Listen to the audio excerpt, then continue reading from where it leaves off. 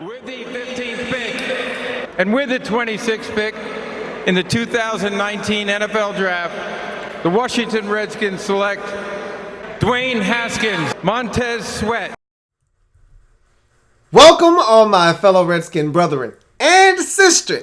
I am your man and resident Redskins fan, Lou. Thank you for joining me here on the Redskins Report. So I told you I had a video for you later on in the evening.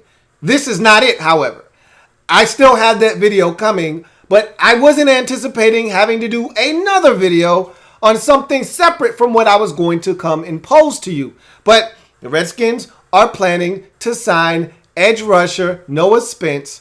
And I asked myself as this news came down, can this guy actually really help? And then I said to myself, well, shit, he can't hurt, right? I mean, seriously, our pass rush has been non-existent. So if they sign someone to come in and try to help bolster the pass rush, they can't make it any worse than it already is. The Redskins are generating zero pass rush from their edge rushers. So he may not help, but he most certainly won't hurt the Redskins pass rush. We'll see what this move actually means. And I'm actually kind of curious to see what move corresponds with this signing, because in order to sign somebody, you got to cut somebody loose. So what position are they going to kind of cut bait and trim off a little bit of fat at? We've been so banged up. Maybe this is a sign that they're getting healthy at a couple of positions and they feel comfortable maybe cutting one of those corners that they just signed, or maybe doing another move or two. We'll figure this stuff out, and we'll see what the Redskins ultimately decide to do if, in fact, they're going to sign Noah Spence, which it has been reported they plan to sign him tomorrow. So let me give you a little bit of background information on Noah Spence, what he brings to the table. This is a guy that was at Ohio State. And this was right around like 2013, 2014. Really talented football player. Burst onto the scene. Was Big Ten Defensive Player of the Year, and or Big Ten Freshman of the Year, something along those lines. And I remember when I was watching tape on him, when I was doing my homework for the 2016 NFL Draft, I was blown away at the talent. Remember, this was a guy that blew up the combine. Really talented player, but had some issues off the field. Was dismissed from Ohio State and banned from the Big Ten Conference because he tested positive for Molly, not once, but twice. So he had an issue with some substance abuse, got some help, then ended up going to a JUCO for 1 year, lit it up. Or I think actually he went to a smaller school. I don't think he went to a JUCO. It was some smaller school in like the Ohio State Valley, the Ohio Valley Conference.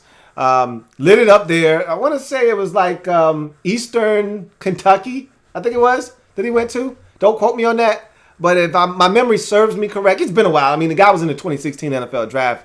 But I believe it was Eastern Kentucky, if I'm not mistaken. It was Eastern something. And if I had to take a guess, I'd say Eastern Kentucky. I had like 11 and a half, 12 sacks, something like that. I remember him lighting it up in that conference. Everyone was going goo goo gaga over him. At one point, we were talking about this guy being a potential top 10 pick. But cooler heads prevailed, because while he was a good pass rusher, he wasn't elite, and he was somewhat of a tweener. He wasn't 265 pounds. You know, he was 250. And so unless you were drafting this guy specifically with him being in a 3-4 defense in mind, kind of hard to envision spending a top 10 pick on this guy, especially when you're not sure if he's going to be able to hold up against the run. So ultimately, he ended up falling out of the first round and being selected early in the second by the Tampa Bay Buccaneers. And I was excited about the pick. I thought he was going to do big things for the Buccaneers. I thought it was a steal for them in the second round. And he ultimately got hurt.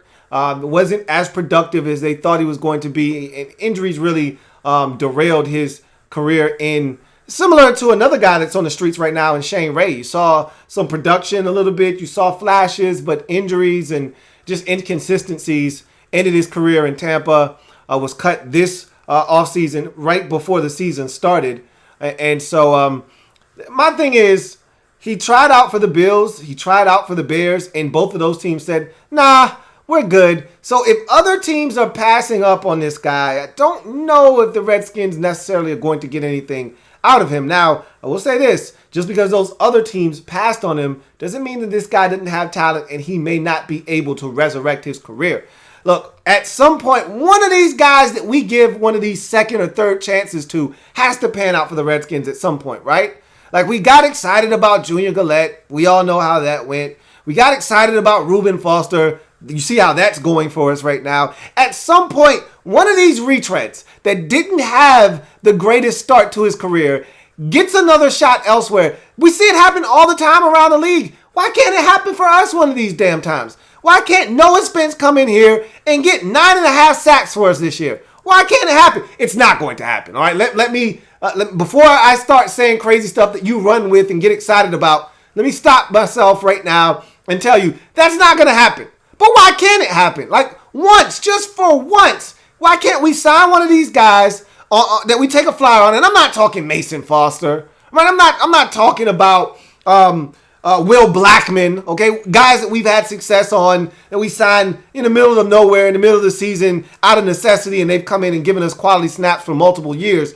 No, I'm talking about a guy come in that was a former first or second round pick that didn't live up to expectations, and now he's just trying to figure out how to get his NFL career jump-started, but we know the talent is there because he was drafted in the first or second round, and we give him a shot, and boom, he figures it out, light bulb comes on, and he starts performing at that level that everyone thought he was going to when he first came into the league.